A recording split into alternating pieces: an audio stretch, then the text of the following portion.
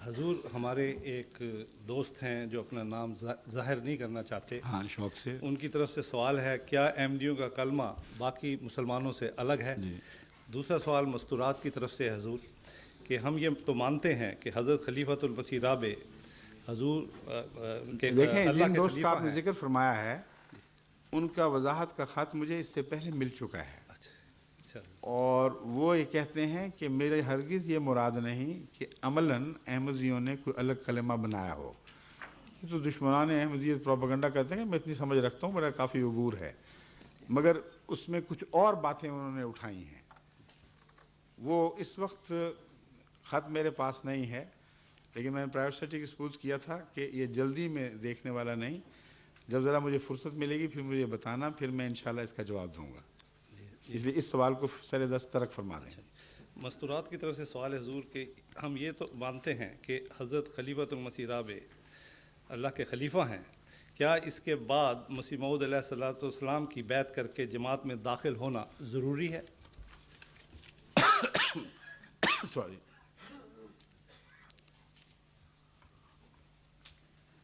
یہ سوال انہوں نے بہت لیٹ اٹھایا ہے. یہ سوال تو حضرت ابو بکر کی خلافت کی بیعت کے وقت اٹھنا چاہیے تھا. حضرت مرزا صاحب تو ایک امام مہدی، غلام نبی، مطیع نبی، قرآن نے شرط لگائی ہے من یطع اللہ والرسول فاولئک مع الذین انعم اللہ علیہم. اب انعام صرف محمد کے مطیع کو ملے گا صلی اللہ علیہ وسلم، اور آقا سے بات شروع ہوتی ہے. رسول اللہ علیہ وسلم کی بیعت کرنے والے جنہوں نے بیعت رضوان کی، جن کے متعلق خدا نے فرمایا کہ ان کی بیعت مقبول ہو گئی، اگلے پچھلے سب گناہ معاف ہیں، انہوں نے حضرت ابو بکر کے ہاتھ پر سب نے بیعت کی. جو متردد تھے انہوں نے بھی کی. تو سوال وہاں اٹھنا چاہیے تھا نا کہ اب اٹھنا چاہیے 1400 سال کے بعد. سمجھے ہیں؟ ضمناً میں آپ کو لطیفہ سنا دوں، خبر دیر سے پہنچنے والا، معلوم ہوتا ہے ان تک بھی خبر دیر سے پہنچی ہے. ایک لطیفہ مشہور ہے کہ افغانستان میں بعض علاقے ایسے ہیں جہاں بالکل شیعیت کا علم ہی کچھ نہیں، وہ کلیتاً سنی بھی ہیں اور متشدد چونکہ ہیں اس لیے دوسرا پیغام بھی نہیں پہنچا ہوا. وہاں کا ایک افغان پشاور اس وقت پہنچا جبکہ پشاور میں شیعہ مضبوط جماعت ہے. اس وقت وہ تعزیہ نکال رہے تھے اور پیٹ رہے تھے اور سارے شہر میں ماتم تھا. وہ سمجھا کہ کوئی بہت بڑا آدمی شہر کا فوت ہو گیا. تو اس نے کہا کہ جناب یہ کیا واقعہ ہوئے، کون عظیم ہستی ہے جو وفات پا گئی ہے، سارا شہر ماتم میں ہے. انہوں نے کہا تمہیں پتہ نہیں کہ حضرت امام حسین شہید ہوئے تھے، یہ ان کا ماتم ہو رہا ہے. اس نے کہا اچھا تو یہاں یہ خبر اب پہنچی ہے. اتنی صدیاں گزر گئی اور آج یہاں اطلاع پہنچی ہے. تو یہ جو خاتون ہیں اس سے بھی آگے بڑھ گئی ہیں.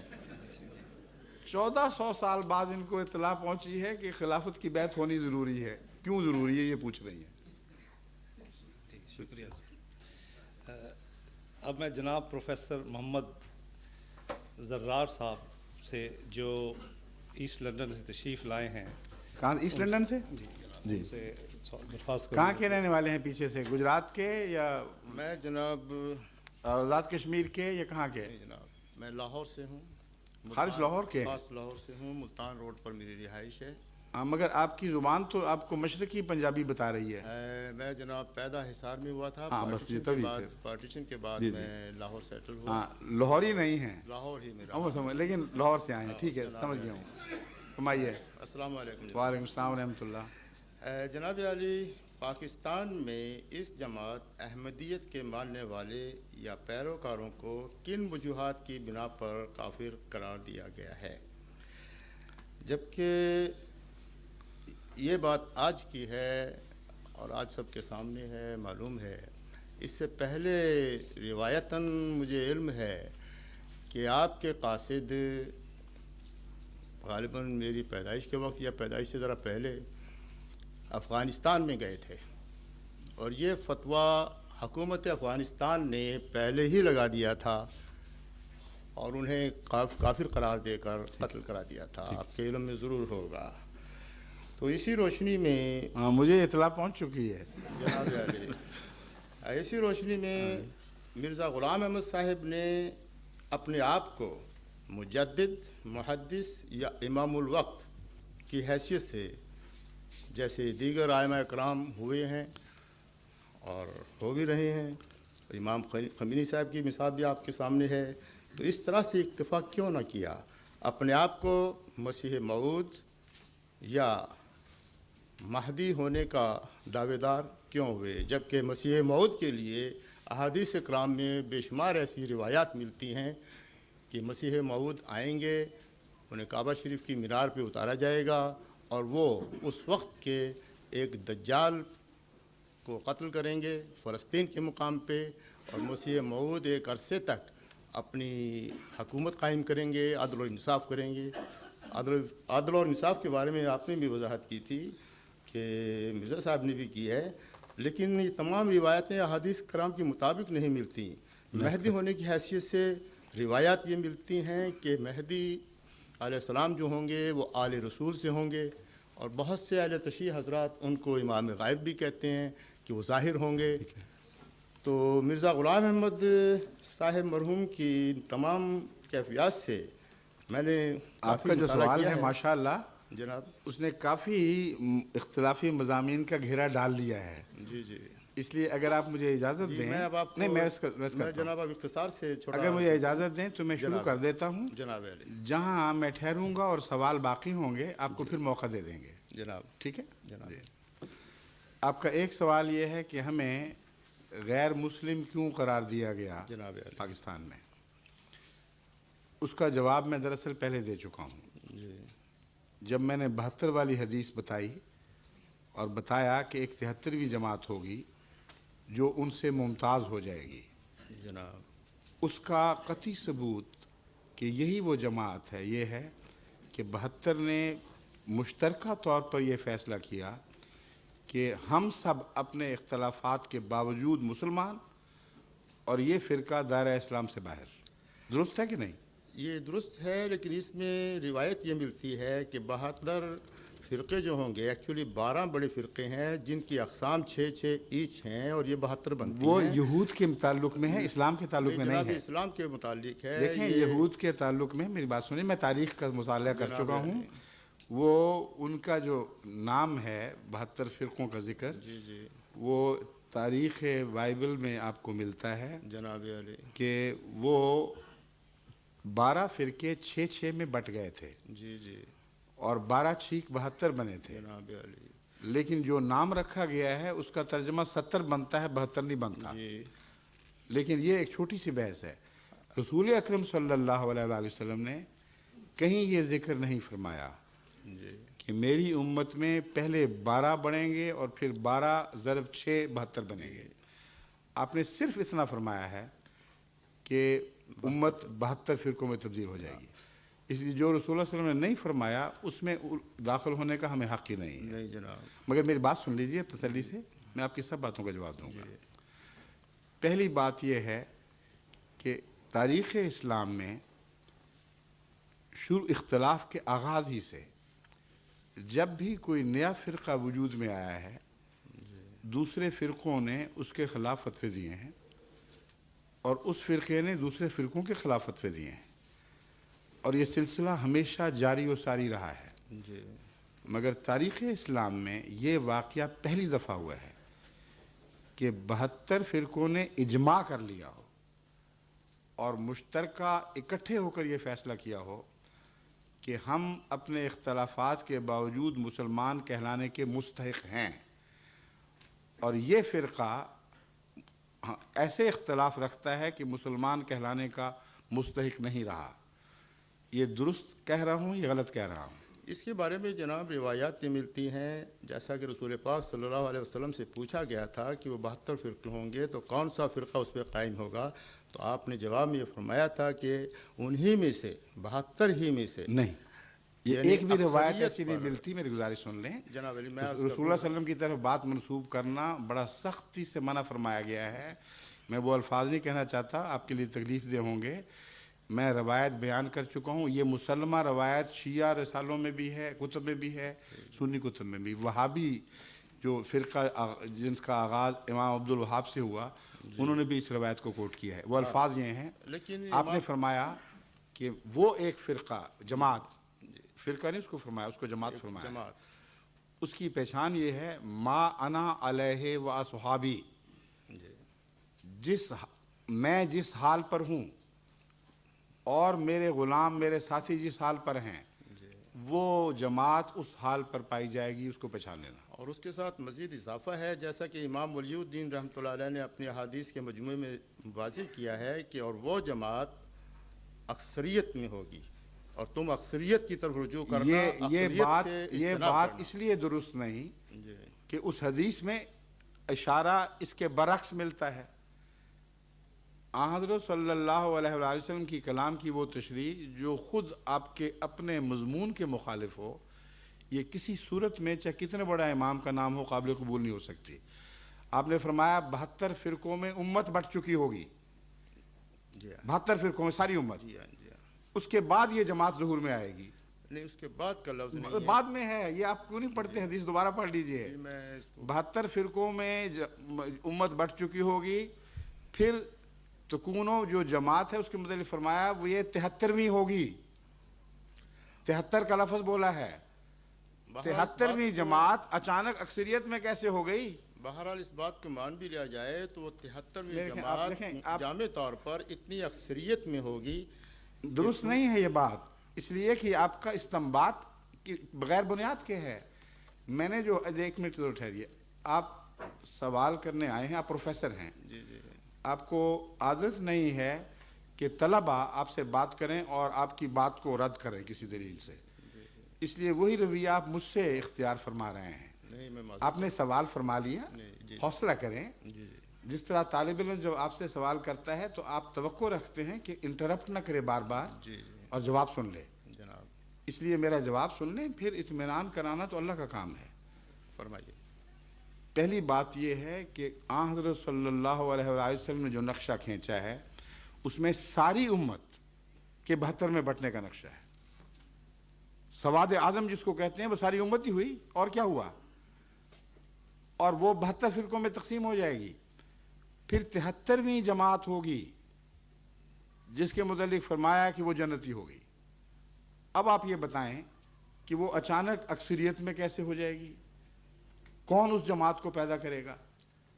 72 کے متعلق دوسری حدیث آپ دیکھیں جس میں لکھا ہوا ہے کہ یہود کے مشابہ ہوں گے. تو واپس مسیح کے زمانے میں جائیں، وہ امت موسوی جو 72 فرقوں میں بٹ چکی تھی، وہ اچانک تو اقلیت نہیں بنی. ایک لمبے دور تک حضرت مسیح کو ماننے والوں پر مظالم کا سلسلہ جاری رہا، اور 300 سال کے عرصے میں پھر وہ عظیم انقلاب برپا ہوا کہ حضرت مسیح کو ماننے والے اکثریت میں ہو گئے اور آپ کے مخالفین اقلیت رہ گئے. تو یہی سلسلہ یہاں جاری ہونا تھا اگر یہ مسیح سچا ہے. جہاں تک آپ کے مہدی والے سوال کا تعلق ہے، اس کا بڑا واضح جواب موجود ہے. آپ نے فرمایا کہ مہدی کے متعلق آل رسول میں سے ہونا بھی ظاہر ہے، درست ہے، لیکن پوری روایتیں آپ نے پیش نظر نہیں رکھی غالباً.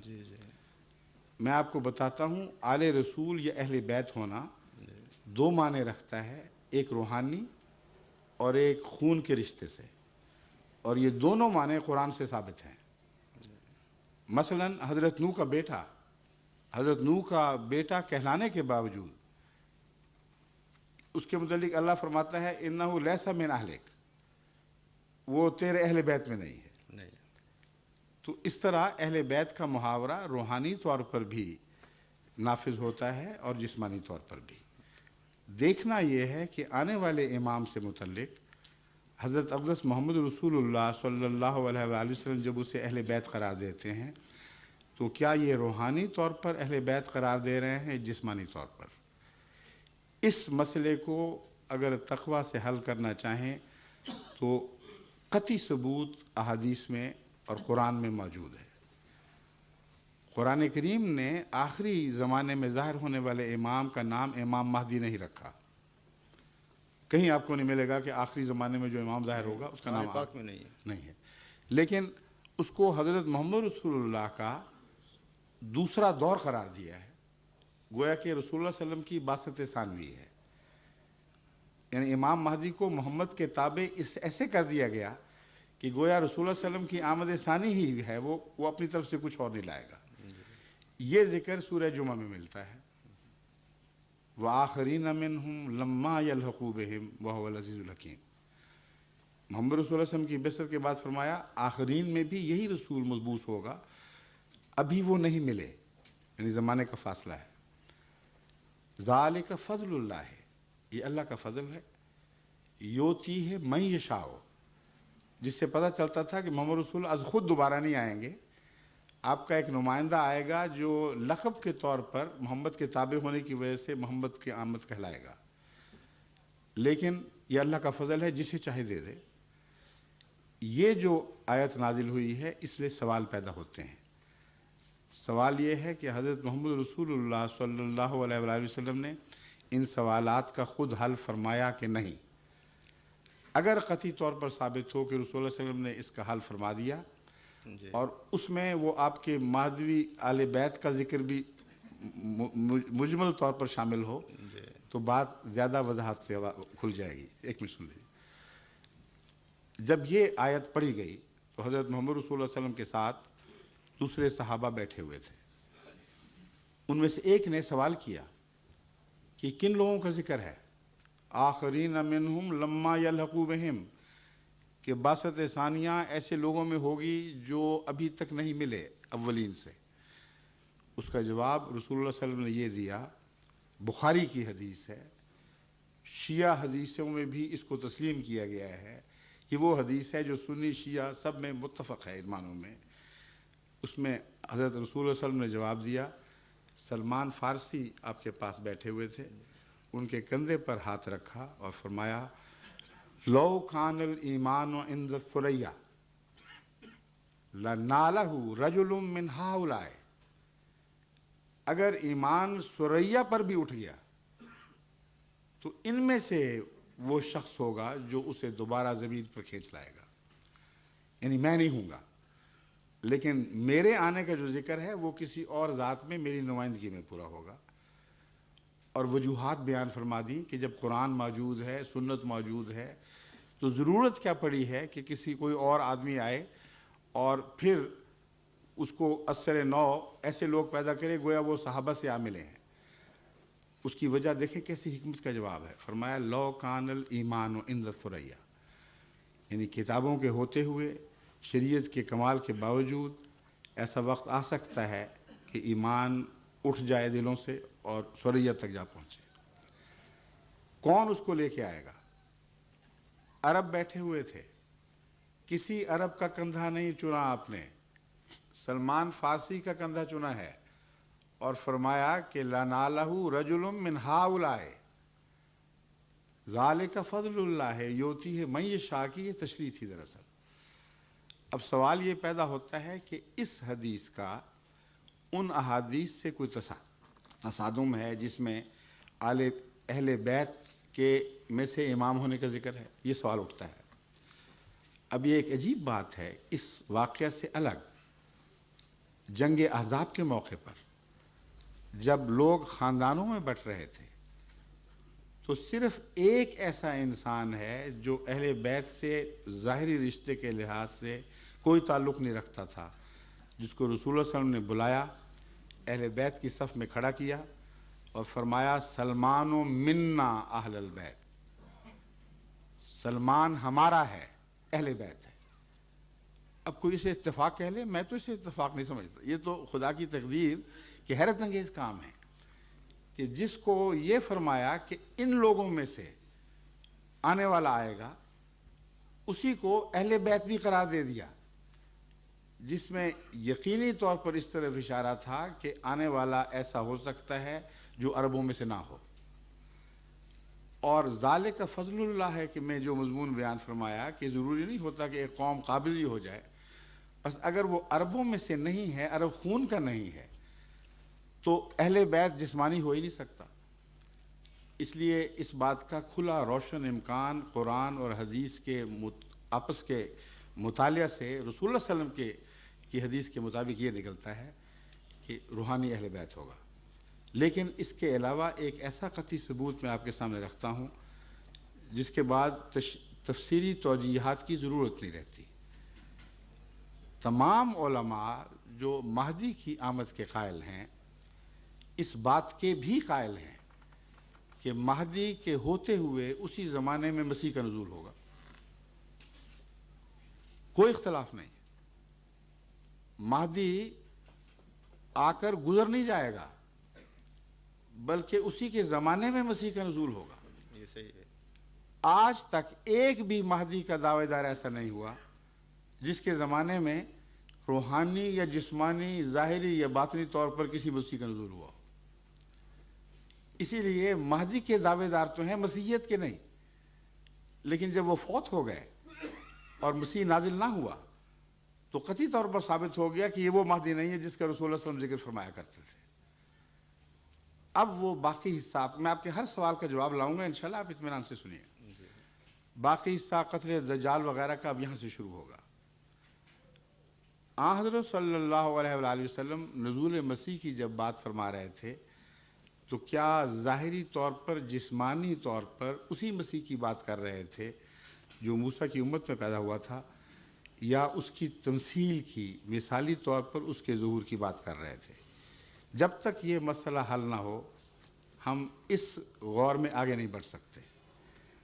میں آپ کی توجہ اس طرف مبذول کروانی چاہتا ہوں کہ حضرت صلی اللہ علیہ وآلہ وسلم اس مسیح کی بات نہیں فرما رہے تھے جو پہلی امت میں یعنی موسیٰ کی امت میں پیدا ہوا تھا، بلکہ تمثیلی طور پر اس کا نام عیسیٰ مسیح ابن مریم آنے والے اس مسلح کو دے رہے تھے جو امت میں پیدا ہونا تھا۔ اس کا ثبوت کیا ہے؟ اس کا اول یہ ثبوت ہے کہ رسول اللہ صلی اللہ علیہ وآلہ وسلم نے گزرے ہوئے مسیح کا بھی نقشہ دیکھا، اور حدیث بخاری میں اور دوسری حدیثوں میں وہ محفوظ ہے۔ جی۔ ان کے بال گھنگریالے تھے، رنگ سرخ تھا، جیسے زت لفظ استعمال ہوا ہے جی۔ ایسا رنگ تھا۔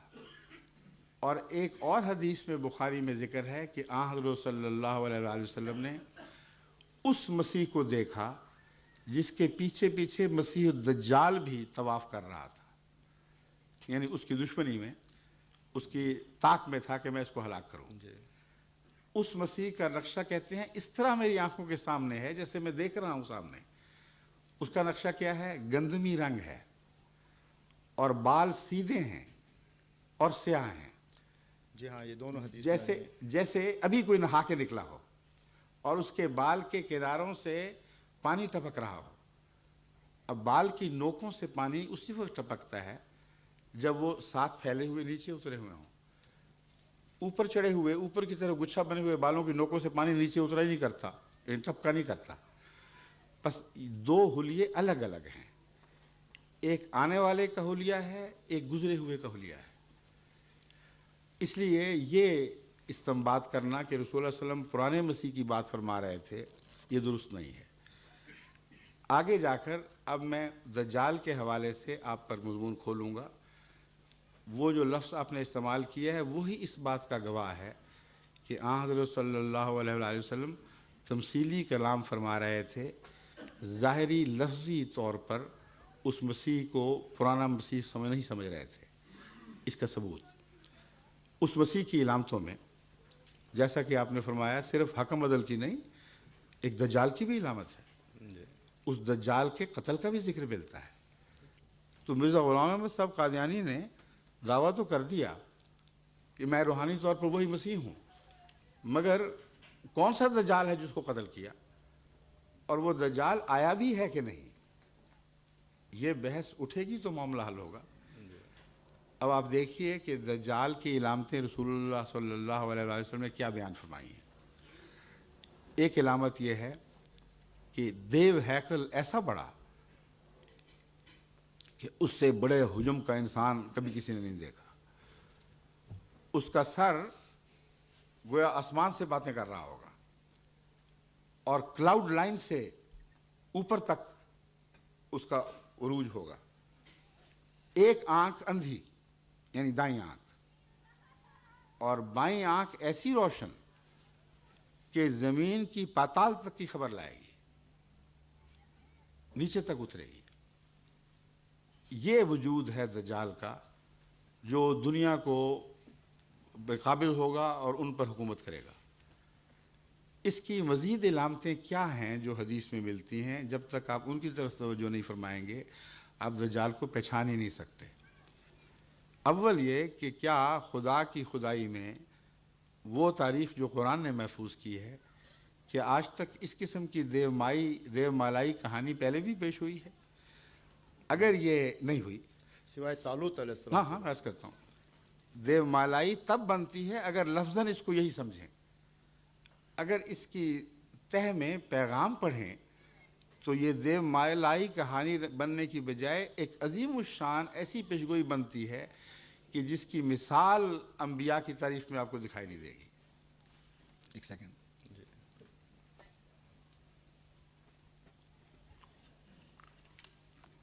آپ نے فرمایا وہ قابض جو ہوگا دنیا پر، تو کس طرح قابض ہوگا؟ فرمایا اس کا ایک گدھا ہوگا، اور وہ گدھا بھی عظیم الخلقت ہوگا، اتنا بڑا ہوگا کہ گویا اس کے دو کانوں کے درمیان 70 باہ کا یعنی تقریباً 105 فٹ کا فاصلہ ہے۔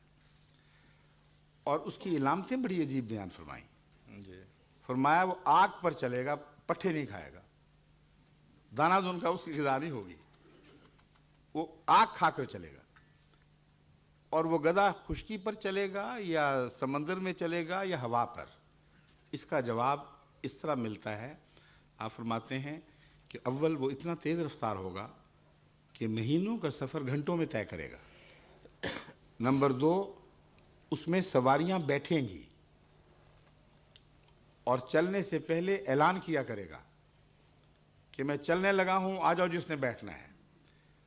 اور وہ خشکی پر بھی چلے گا۔ یہ بڑی کھلی اس کی وضاحت فرمانے کے بعد فرماتے ہیں کہ اس کی چھلانگ اتنی بڑی ہوگی کہ ایک پاؤں مشرق میں تو دوسرا مغرب میں ہوگا، یعنی ایک جگہ سے وہ ٹیک آف کرتا ہے اور دوسری جگہ جا کے لینڈ کرتا ہے، اور اس کا سفر فضا میں کلاؤڈ لائن سے اوپر ہوگا۔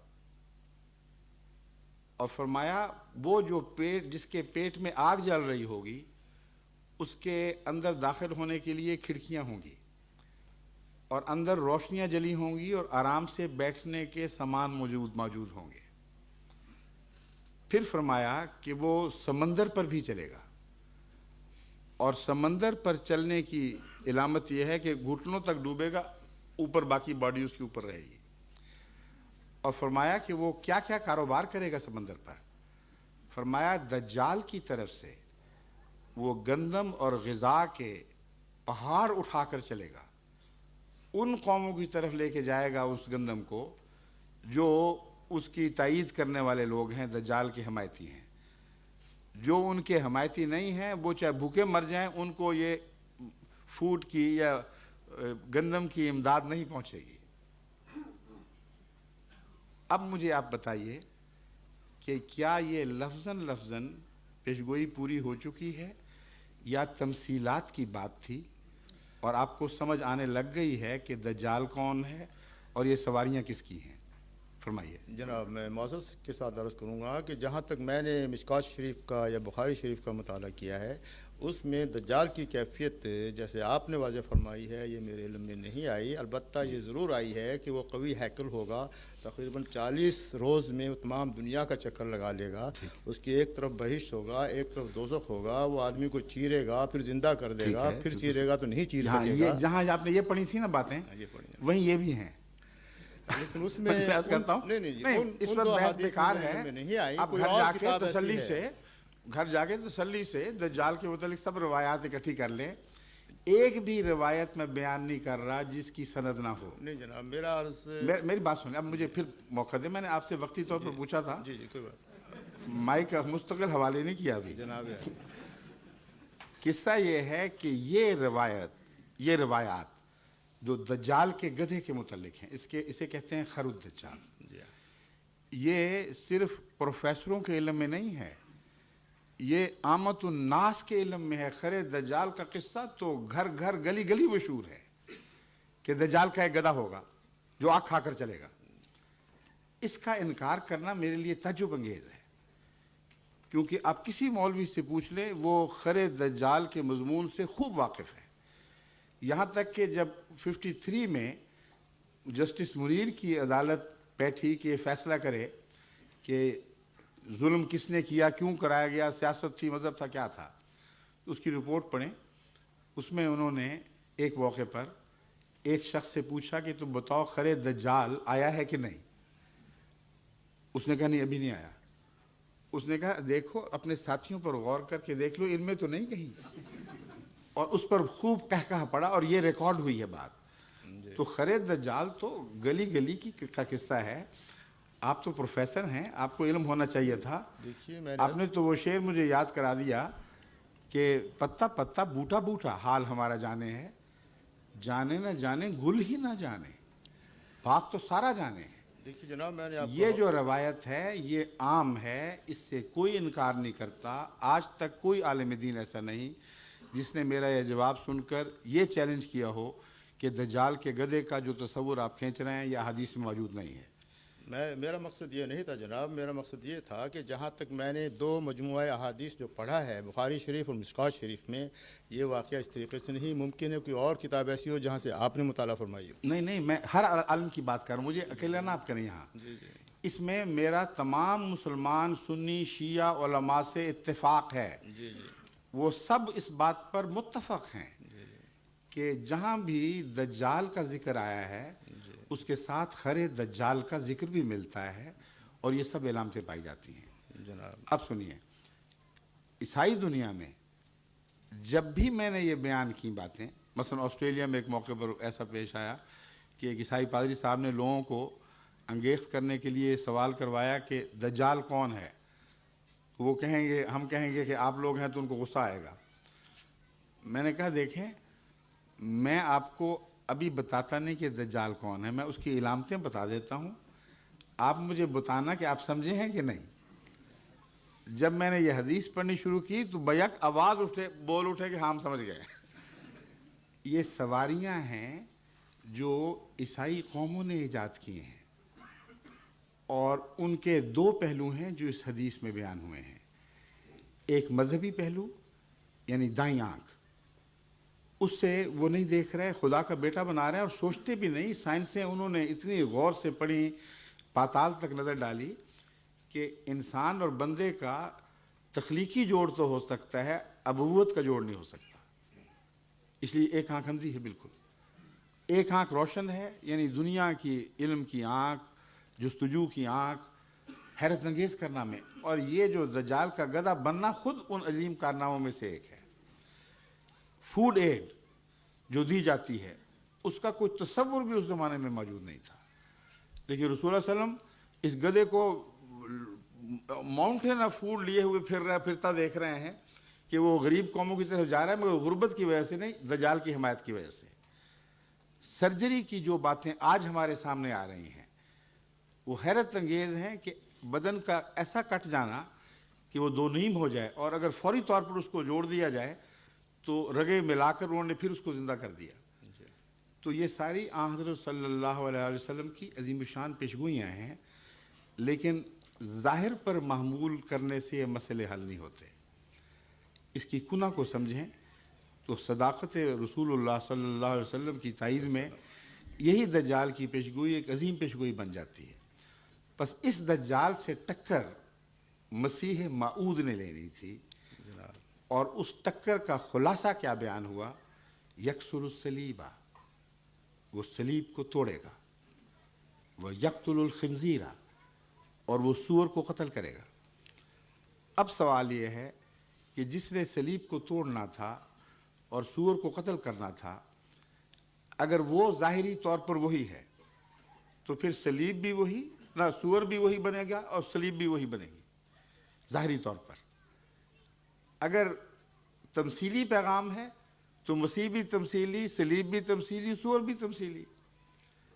وہ علماء جو آپ تک اب تک دین پہنچاتے رہے ہیں وہ اس بات پر مصر ہیں کہ یہ پیشگوئیاں ظاہر پر محمول ہوں گی.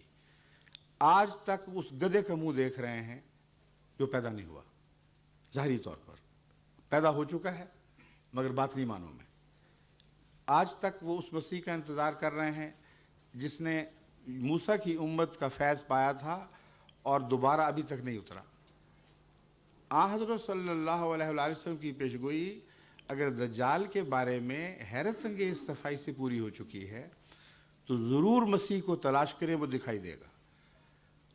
اس نے صلیب کو کیسے توڑا؟ علماء یہ کہتے ہیں کہ اس نے نہیں توڑا کیونکہ دنیا میں بے شمار صلیبیں موجود ہیں، ارب صلیبیں ہیں. وہ مسیح آئے گا، آپ کہیں گے الحمدللہ یہ اترا، اب ہماری اصلاح فرمائے گا. مسیح کہے گا نہیں، میں نے پہلے صلیب توڑنی ہے. علماء کے نزدیک ساری دنیا کے چکر لگائے گا، ہر عیسائی گھر گرجے کا دورہ کرے گا، صلیبیں توڑ کے پھینکتا چلا جائے گا. انڈسٹریل قومیں ہیں، وہ جتنی توڑے گا اس سے کئی گنا زیادہ بنا سکتے ہیں. لیکن یہ سفر کتنی دیر میں ختم ہوگا؟ جب ہوگا اور امت محمدیہ کہے گی شکر ہے اب ہمارا مسئلہ ہمارے پاس آ گیا. مسیح کہے کہ نہیں، تم نے پڑھا نہیں حدیث میں نے بھی سور مارنے ہیں. ساری دنیا کے بیلوں کے چکر لگائے گا، تمام ان کیٹل فارمز کا وزٹ کرے گا جہاں سور بھی پالے جاتے ہیں، اور ان سب کو سوروں کو قتل ختم کر کے پھینک کے تو پھر وہ واپس آئے گا اور مسلمان کہیں گے الحمدللہ اب ہمارا مسئلہ واپس آیا، ہماری اصلاح فرمائے گا. تو وہ کہے گا تم نے آگے یہ نہیں پڑھے گا وَيَتَزَوَّجُ وَيُولَدُ لَهُ، وہ بوڑھا شادی بھی کرے گا اور ابھی اس کے بچے بھی ہوں گے، تو مجھے شادی تو رچانے دو. اب یہ ظاہری باتیں اگر سمجھیں آپ تو انبیاء کی پیشگوئیوں کا آپ ایک شائبہ تک بھی معلوم نہیں کر سکتے کہ وہ کیا کہہ رہے ہیں. انہیں جن بھوت کی فرضی کہانیوں میں تبدیل کرتے ہیں. سب سے بڑا ظلم ہے ان علماء کا کہ امت محمدیہ میں اسلام کی تائید میں ایسی عظیم الشان پیشگوئی موجود ہے جسے دہریوں کے سامنے بھی پیش کیا جائے تو منہ بند ہو جاتے ہیں. کون تھا 1400 سال پہلے جو جہاز کا ہوائی جہاز کا تصور کر سکتا تھا؟ کون تھا جو آگ سے چلنے والی سواری کا تصور کر سکتا تھا؟ وہم گمان بھی نہیں تھا. آگ جلاتی تھی پیٹوں کو، پیٹ میں وہ غذا تو نہیں پہنچاتی تھی. بس یہ وہ پیشگوئیاں ہیں جو تبھی پوری ہوتی ہیں اگر مانوی طور پر تسلیم کریں. بس سور سے مراد سور کی تہذیب ہے. سور میں بے حیائی کا عنصر بڑا نمایاں ہے. ایسی تہذیب سے ٹکر لینا جس میں بے حیائی نمایاں ہو اور خصوصیت کے ساتھ اس میں ہومو سیکشویلٹی تو پائی جائے، یہ حال تو اب اتنا کھل کر سامنے آ گیا ہے کہ چرچوں کی بحث میں بڑے بڑے کلیساؤں نے فیصلہ دے دیا ہے کہ ہاں تم بشک ہومو سیکشول ہو، تم چرچ کا عہدہ سنبھال سکتے ہو. اور ایسے پادری یہاں بھی ہیں اور امریکہ میں بھی ہیں جو کھلے عام ہومو سیکشول ہونے پر فخر کرتے ہیں اور پھر بھی وہ پادری ہیں. یہ جو چیزیں ہیں یہ ساری رسول اللہ علیہ وسلم کی پیشگوئی میں شامل تھی. اب دیکھنا یہ ہے کہ حضرت مسیح موعود علیہ السلام نے کیا جہاد کیا ہے جس کے نتیجے میں سب سے پہلے یہ کہا جا سکے کہ آپ نے صلیب کو توڑ دیا. سب سے پہلا عقیدہ جو مسیح موعود نے پیش فرمایا اور بڑے زور سے پیش فرمایا وہ یہ تھا کہ قرآن کی روح سے، بائبل کی روح سے، تاریخ کی روح سے مسیح ابن اللہ نہیں بلکہ ایک نبی تھا جو فوت ہو چکا ہے، زندہ نہیں ہے. اگر خدا کے بیٹے کو جس کی عبادت کی جاتی ہو، فرضی بیٹے کو، ثابت کر دیا جائے کہ یہ فوت ہو گیا ہے تو صلیب کی کمر ٹوٹ جاتی ہے. اور یہی وہ عقیدہ ہے جس کے زور و شور سے پھیلانے کے نتیجے میں سب سے زیادہ مسلمان علماء مسیح علیہ السلام کے خلاف ہوئے. اس لیے ایک یہ بھی منظر ہے احمدیت کے زاویے سے، اس کو بھی دیکھ لیں.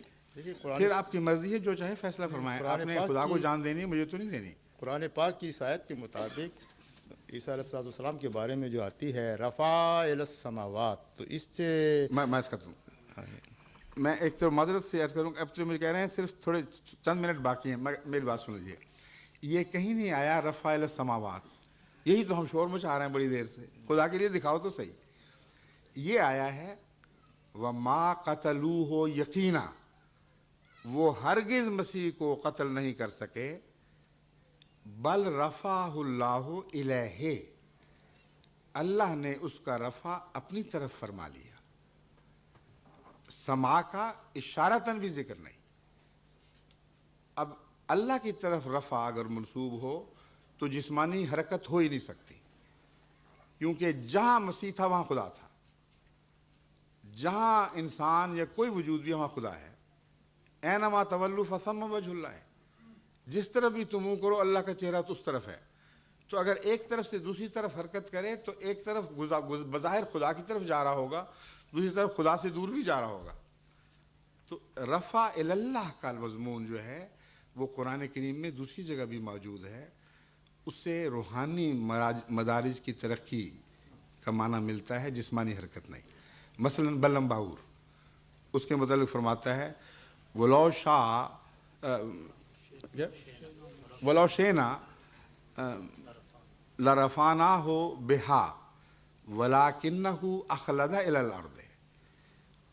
बलम बाऊर में कुछ अच्छी बातें भी थीं, उन सलाहियतों के पेश नज़र वलो शेना, अगर हम उसे चाहते, ला रफ़ाना हो बिहा, हम उसका रफ़ा फरमा लेते। वलाकिन्नहु अखलदा इलल अर्द, वो ज़मीन की तरफ झुक गया। अब गौर करके देख ले, रफ़ा का अगर माना जिस्मानी रफ़ा हो सकता है तो यहाँ ज़्यादा अहम है, ज़रूरी है, क्योंकि ज़मीन की तरफ झुकने का भी मुखालिफाना मज़मून मौजूद है। लेकिन सब लोग जानते हैं कि दुनियादारी की तरफ झुकना ये ज़मीन की तरफ झुकना है, और अल्लाह की आसमान की तरफ यहाँ रफ़ाना हो बेहासिल रफ़ाना का जिक्र है। जब रफ़ा आता है, खुदा रफ़ा फरमाता है, तो दर्जों की बुलंदी, रूहानी मदारिज की तरक्की मज़मून होता है। अब नमाज में रसूलुल्लाह सल्लल्लाहु अलैहि वसल्लम ने हमें ये दुआ सिखाई, दो सजदों के दरमियान। सब फ़िरके तो नहीं करते मगर अक्सर फ़िरके करते हैं। दुआ क्या दुआ है? वरफ़ानी, ए अल्लाह मेरा रफ़ा फरमा दे। तो अगर रफ़ा का मतलब लफ्ज़ी तौर पर आसमान पर उठाना है, तो क्या वो मोमिन एक ही सजदे से ऐसा आजिज़ आ गया कि सजदे से बाहर निकलते ही कहा खुदा बस अगला सजदा ना करवा, मुझे यहीं से ऊपर उठा। जी, दो सजदों के दरमियान जो पढ़ा जाता है वो तो ये है अल्लाहु मग़फ़िरली वजबुरनी, अल्लाहु मग़फ़िरली वादनी वरज़ुक़नी वरफ़ानी वजबुरनी वाहदनी वआफ़िनी। हाँ, उसमें वरफ़ानी भी है। अच्छा, हाँ, ये मैं अर्ज़ कर रहा हूँ, कोई सोचता ही नहीं कि यहाँ रफ़ा का क्या मौका है। जनाब माज़रत के साथ क्योंकि वक्त भी ख़त्म हो रहा रफ़ा का ये मौका है कि वो खुदा के हुज़ूर ज़लील हो गया, मैं माज़रत चाहता हूँ, सर मिट्टी से मिला दिया, तो उसका तभी तकाजा है कि उसके दर्जे बुलंद किए जाएं। अच्छा, अब बस सिर्फ एक मिनट के लिए जनाब आखिरी छोटी सी बात ये है, कोई और जैसे सवाल कि करने वाला शायद बाकी हो। ये ज़रा ज़रूरी बात है। अच्छा, बहुत पहली गैर ज़रूरी बातें थी। नहीं, वो भी ज़रूरी थी। फरमाइए। क्योंकि अब ऐसी महफिलें रोज़ तो नहीं ठीक है, मैं बेतकल्लफ़ जनाब अली, मौलाना मनाए। जैसे कि रिवायात में मिलता है कि रसूल पाक सल्लल्लाहु अलैहि वसल्लम मेराज शरीफ पे तशरीफ़ ले गए और बड़ी लंबी कहानी दास्तान है। मूसा अलैहिस्सलाम से आपकी मुलाकात हुई और मूसा अलैहिस्सलाम ने आपसे इस्तफ़सार किया कि या रसूलुल्लाह ये कैसे होगा, हमारी उम्मतें तो हमारे वक्त में ही फिर जाती थीं, तो आपके वक्त आप तो ख़ातमुन नबिय्यीन हैं और क़यामत तक आप। ये आपने किस हदीस में पढ़ा है? ये रिवायत में पढ़ा है मैंने, ये हदीस में नहीं, हदीस में नहीं, ये रिवायत में पढ़ा है मैंने। तो मैं सबसे मुस्तनद इस मेराज की रवायत जो है बुखारी में मौजूद है। अच्छा, एक उसमें ये कोई जिक्र कहीं नहीं मिलता। तो बहरहाल ये अक्सर रिवायत में मेरे मुताले में आया, मैं इसकी तस्दीक चाहता हूं। अब आपने एक और मसला छेड़ दिया है जिसको जो खास बात है वो जिसका जवाब देने में मुझे निसफ घंटा चाहिए। नहीं जी, मैं बाकी जवाब नहीं चाहता, सिर्फ मुख्तसर से जवाब चाहता हूँ। आपने इमाम गजाली रहमतुल्लाह अलैह की रूह को तलब किया और ये गलत है, कोई रिवायत नहीं है सही, ये बात के बनाए हुए किस्से हैं और रसूलुल्लाह सल्लल्लाहु अलैहि वसल्लम की शान रसालत के खिलाफ हैं, बहरहाल, और खुदा की शान तौहीद के खिलाफ हैं। इसलिए ऐसी बातें जो कहानियाँ घड़ दी गई हैं, मैं उनके जवाब का पाबंद ही नहीं। जिस तरीके से ज़बूर में और बाइबल में रसूल पाक सल्लल्लाहु अलैहि वसल्लम की बेसत के बारे में बाकायदा नाम से आया है, अहमद नाम से आया है, तो इसी तरीके से कुरान पाक में آپ کے بارے میں اس قسم کے نام سے کوئی بات نہیں آئی، جبکہ ہمیں کوئی محمدن بھی کہتا ہم اس کو ریفیوٹ کرتے ہیں کہ وی آر ناٹ محمدنس، بالکل وی آر ٹھیک ہے، مسلمس بالکل اور ٹھیک ہے، اور ریلیجن از اسلام. درست ہے. تو آپ کے یہاں پہ لفظ احمدیت کو کیوں استعمال کیا جاتا ہے؟ وہ حضرت مسیح علیہ السلام نے، آپ نے ایک سوال کرنا تھا وہ کر لیا ہے، یہ دوسرا آپ نے زائد کر دیا ہے. معذرت مگر چاہتا ہوں. بہرحال معذرت چاہتا آپ کو عادت ہے کلاس کو جتنا لمبا کھینچ لیں. بات یہ ہے سوری، میرا گلا پرسوں تک بالکل بیٹھا ہوا تھا، خدا نے فضل کر لیا میں بول رہا ہوں. بات یہ ہے کہ حضرت مسیح علیہ السلام نے اس مضمون پر تفصیلی کتاب لکھی ہے اور وجہ یہ بیان فرمائی ہے کہ اسلام ہی اصل نام ہے، مگر میں احمدی مسلم اس لیے کہتا ہوں لکھو کہ حضرت محمد رسول اللہ کی دو شانیں مذکور ہیں، ایک محمدی شان، ایک احمدی شان. اور شان احمدیت کی مماثلت مسیحیت سے ہے اور شان محمدیت کی مماثلت موسیٰ سے ہے. آپ کے پہلے دور میں محمدی شان نے جلوہ دکھانا تھا، اگرچہ محمد اور احمد بیک وقت آپ تھے، مگر دوسرے دور میں احمدی شان نے جلوہ گر ہونا تھا. اور اس کی تائید میں آپ نے گزشتہ عظیم مجددین کے حوالے دیے جنہوں نے یہ لکھا ہے کہ آخرین کا جب وقت آئے گا تو ایک حضرت مجدد علی ثانی یہ لکھتے ہیں کہ شان محمدیت کا رفع ہوگا اور وہ اٹھا لی جائے گی اور شان احمدیت ظہور کرے گی. اب وہ بزرگ جنہوں نے کوئی دعویٰ نہیں کیا ایسا، انہوں نے اپنے نفس کی خاطر یہ باتیں ایجاد نہیں کی. یہ ادوار ہوتے ہیں، جیسے موسیٰ کی امت موسیٰ کی تھی مگر اس کا ایک مسیحی دور مقرر تھا، اور موسیٰ نے جو پیشگوئی کی محمد نام سے کی، مسیح نے جو پیشگوئی کی وہ احمد نام سے کی. پس لازماً مسیحی دور میں آپ کی احمدی شان نے جلوہ گر ہونا تھا. اس طرف اشارے کی خاطر آپ نے فرمایا کہ اپنا نام احمدی رکھو، میرے نام پر نہیں، محمد رسول اللہ علیہ وسلم کے نام احمد کی برکت کے لحاظ سے. جزاکم اللہ. خدا. کیونکہ اب کتنے منٹ اور ہم کھینچ سکتے ہیں، کیونکہ اب میری اگلی اپوائنٹمنٹس ہیں. اب ختم ہو؟ ضروری تو ختم ہو گئے. ضروری کا فیصلہ آپ نے کر لیا ہے. حضور ایک سوال جناب محسن خان صاحب کا ہے، وہ آخری سوال ہے. اس کے بعد 1 منٹ کے لیے مہمانوں کی طرف سے ممتاز حمید اللہ جنگ صاحب شکریہ ادا کریں گے. تو اب میں درخواست کروں گا محسن خان صاحب سے کہ تشریف لائیں. سوال.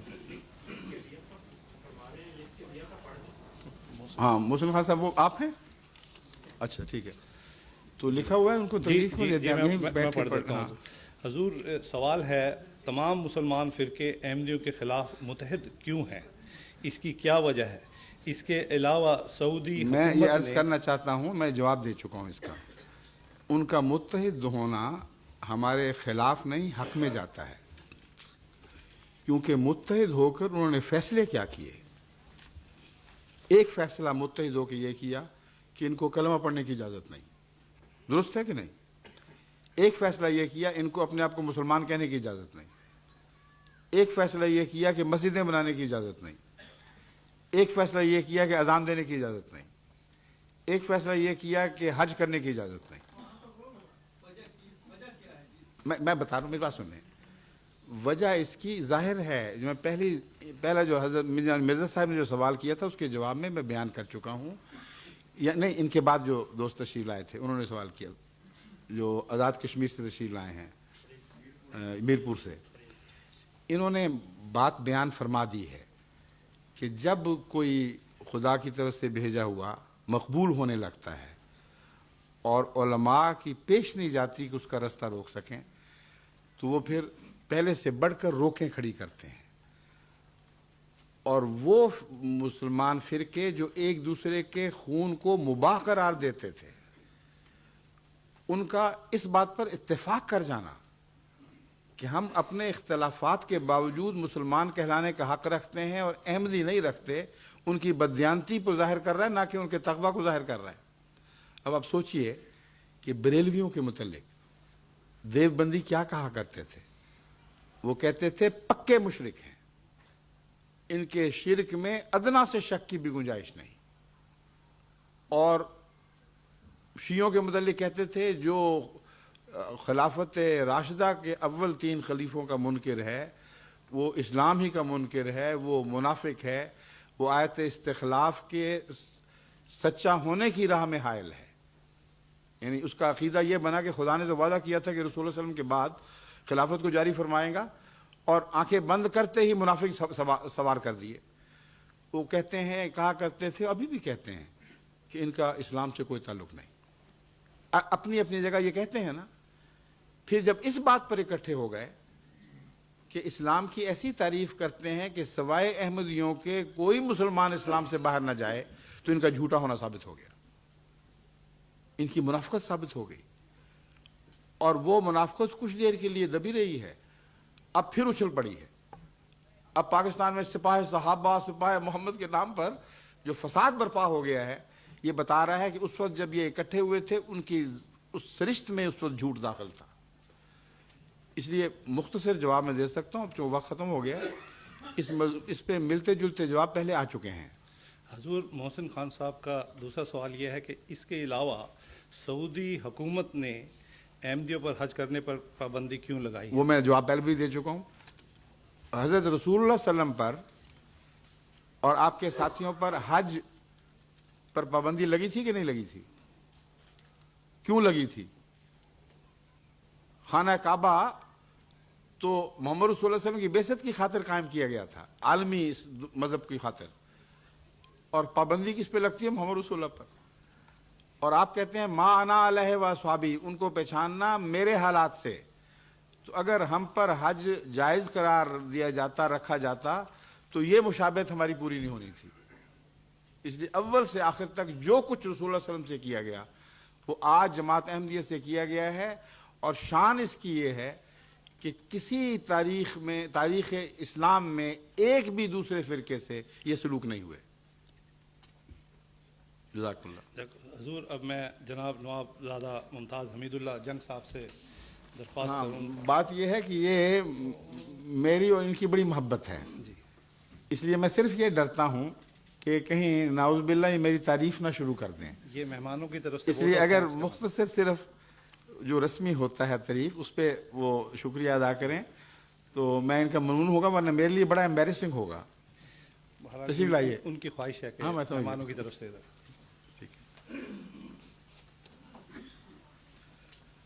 اب حضور نے تو راز فاشی کر دیا. مجھے ناچیز اور نااہل کے سپرد جو یہ فریضہ ادا کیا گیا کہ میں تحسین و تشکر پیش کروں، تو میں تو حضور پر انوار کا میں غیر احمدی ہوں، یہ سامعین کو معلوم ہونا چاہیے. لیکن آپ میرا مرکز عشق ہیں، اور ذکر اس پریوش کا اور پھر بیان اپنا بہت مشکل کام ہے.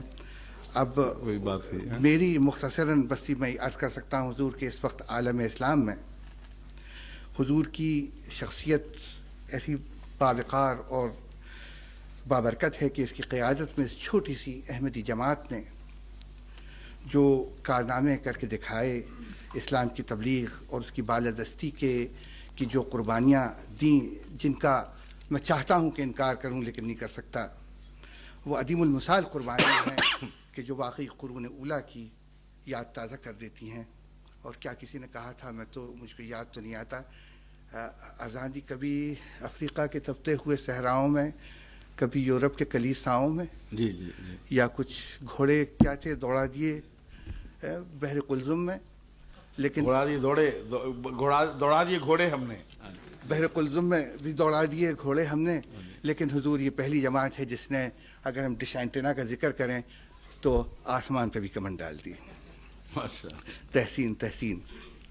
اب حضور یہاں پر میرے حبیب اور دوست بھائی لقمان میاں نے کہا، آپ کی طرف اشارہ کرتے ہوئے، کہ حضور ہمارے لیے ایک خزانہ ہے. تو حضور میں بتاتا ہوں کہ آپ انہی کا خزانہ نہیں ہیں، ہمارا بھی خزانہ ہے. دل بہت چاہتا ہے کہ اس خزانے کو لوٹ لیں، لیکن اللہ توفیق ہمارا ظرف. جزاکم اللہ احسن الجزا. خزانہ جتنا چاہیں لوٹیں، اگر یہ خدا کے عطا کردہ ہے تو ختم نہیں ہوگا. اب اپنے ظرف کا لطف ہے، اپنے جو خزانے خدا دیتا ہے وہ ختم نہیں ہوا کرتے. اپنے ظرف کی بات ہے. حضور آج اس تھوڑے سے وقفے میں جو حضور نے ایک حکیمانہ اور تحلیل و تجزیے کے ذریعے جو اسلام پہ روشنی ڈالی، وہ ایک ادنا سی مثال تھی حضور کے واقعی اس عمیق علم کی. اور اس وقت عالم اسلام کا حال دیکھ کے ایک کسی شاعر نے، پھر مجھ کو تو نام نہیں یاد آتا، آپ زیادہ پڑھے لکھے ہیں، رشتہ الفت میں ان کو گھر پہ رو سکتا تھا تو، پھر پریشان کیوں تیری تسبیح کے دانے رہے. حضور اس جماعت کو دیکھ کے یہ معلوم ہوتا ہے کہ کہیں کچھ کیمیائی اثر ہے، کہ وہ راز معلوم ہو گیا ہے کہ جس راز کے ذریعے یہ تسبیح کے دانے پھر جڑتے چلے جاتے ہیں. ماشاءاللہ، بہت اور حضور آپ کی فصاحت و بلاغت تو ماشاءاللہ وہ تسبیح کے دانے پرونے کی مثال تازہ کر رہی ہے. بس ختم کرتا ہوں حضور، وقت کی کمی ہے. پا گئی آسودگی کوئے محبت میں اب خاک، آوار جو مدتوں آوار جو حکمت کے صحراؤں میں تھی. جزاکم اللہ حسن جزا. ماشاءاللہ ابھی تو میں نے ان کو روک رکھا تھا. یہ بہت فصیح و بلیغ، بہت ہندوستان کے ایک معزز خاندان کے چشم چراغ ہیں، اور ہندوستان کی مذہبی تاریخ میں اس خاندان کے حوالے سے بات مکمل نہیں ہوتی. اور اس کی تفصیل میں آپ کو اس وقت نہیں بیان کر سکتا، لیکن میرے ساتھ ان کی خطابت، ان کی جو پرانی کتب میں ان کے آباء و اجداد کے ذکر ملتے ہیں، اس کے حوالے سے میں بتا رہا ہوں کہ ہندوستان کی مذہبی تاریخ میں اس خاندان نے بہت اہم کردار ادا کیا ہے. ذاتی طور پر ان کی عمر کا اکثر حصہ ان سب علماء سے ملنے جلنے، ان کے ساتھ قرب حاصل کرنے میں گزرا ہے جو بھاری اکثریت جن کی احمدیت کے مخالف ہے. اور اس سب پس منظر کے باوجود جو زندگی کے فارمیٹیو ایئرز میں انہوں نے احمدیت کے خلاف باتیں سن رکھی تھیں، جب ان کے ایک دوست نے ان سے کہا کہ ہمارے مرزا صاحب کا خطبہ آتا ہے، وہ بھی سن لو، دیکھ لو، تو ان کی فطرت کی جو تھی نا اندر کی روشنی، کسی دلیل میں نہیں گئے. انہوں نے خطبہ سنا کہ دیکھو یہ بات میں بتا دیتا ہوں، یہ آدمی سچا ہے، یہ جھوٹا نہیں ہے. اور پھر محبت بڑھتی گئی. مجھے کہ لکھتے رہے کہ اسلام کا اب مجھے پتہ لگا ہے کہ عرفان کس کو کہتے ہیں، ورنہ پہلے تو تذکرے علماء سے دوستیاں گفت و شنید چلا کرتی تھی، مگر اسلام کے معنی کی روح نہیں سمجھ آتی تھی. تو یہ ان کی مہربانیاں ہیں، ان کی محبت ہے، اللہ ان کو جزا دے. لیکن جب تک دل میں نور تقویٰ نہ ہو، ایسی عظیم انقلابی تبدیلی واقعہ نہیں ہو سکتی. جبکہ فخر کے ساتھ یہ کہہ سکتے تھے کہ سارے ہندوستان کے چوٹی کے علماء میرے ذاتی واقف ہیں اور میں بہت کچھ جانتا ہوں احمدیت کے متعلق. اس سب کو ایک طرف پھینک دیا اور نور نظر سے جو مشاہدہ فرمایا اس کو فوقیت دی. تو اللہ تعالیٰ ان کو بہترین جزا دے. اور آپ سب کو میری یہی آپ سے استدعا ہے کہ قرآن نے ہدایت کی شرط کے لیے تقویٰ کو سب سے اول قرار دیا ہے. ہدی للمتقین، پہلی آیت میں ہی سورہ بقرہ میں یہ بیان کر کے فرما دیا کہ تمہیں جتنا چاہے علم پر ناز کر لو، اگر تقویٰ نہیں ہوگا تو یہ کامل کتاب بھی تمہاری ہدایت نہیں کر سکے گی. تو اللہ سے یہ دعا مانگیں کہ ہمارا تقویٰ بھی کامل فرمائے، آپ کا تقویٰ بھی کامل فرمائے. پھر جو رستہ بھی جائے گا خدا کی طرف ہمیں اکٹھا کر دے گا. اس کے بعد میں اجازت چاہتا ہوں. السلام علیکم، خدا حافظ.